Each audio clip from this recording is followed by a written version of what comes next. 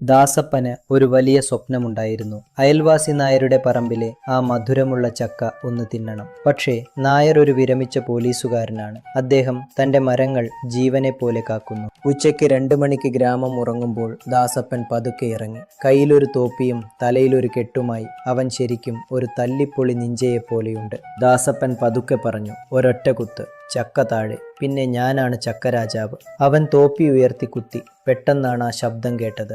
ബുസൂസ്. അവൻ കുത്തിയത് ചക്കയിലല്ല, ഇലകൾക്കിടയിൽ ഒളിച്ചിരുന്ന വലിയൊരു കടന്നൽ കൂട്ടിലായിരുന്നു. കടന്നലുകൾ ഇളകി. ദാസപ്പൻ ജീവനും കൊണ്ട് ഓട്ടം തുടങ്ങി. പക്ഷേ അവന്റെ മുണ്ട് ഒരു മുള്ളുചെടിയിൽ കുടുങ്ങി. കാലുകൾ സ്പീഡിൽ കറങ്ങുന്നുണ്ടെങ്കിലും അവൻ അവിടെ തന്നെ. അവസാനം മുണ്ട് കീറി അവൻ തന്റെ പുള്ളിയുള്ള അടിവസ്ത്രത്തിലോടി. കടന്നലുകളിൽ നിന്ന് രക്ഷപ്പെടാൻ ദാസപ്പൻ നേരെ കുളത്തിലേക്ക് ഒരു ചാട്ടം. ഈ സമയത്താണ് നായർ ചായയും കുടിച്ച് പൂമുഖത്തേക്ക് വരുന്നത്. നായർ പറഞ്ഞു, ദാസപ്പ, നിനക്ക് ചക്ക വേണമെങ്കിൽ എന്നോട് ചോദിക്കാമായിരുന്നല്ലോ.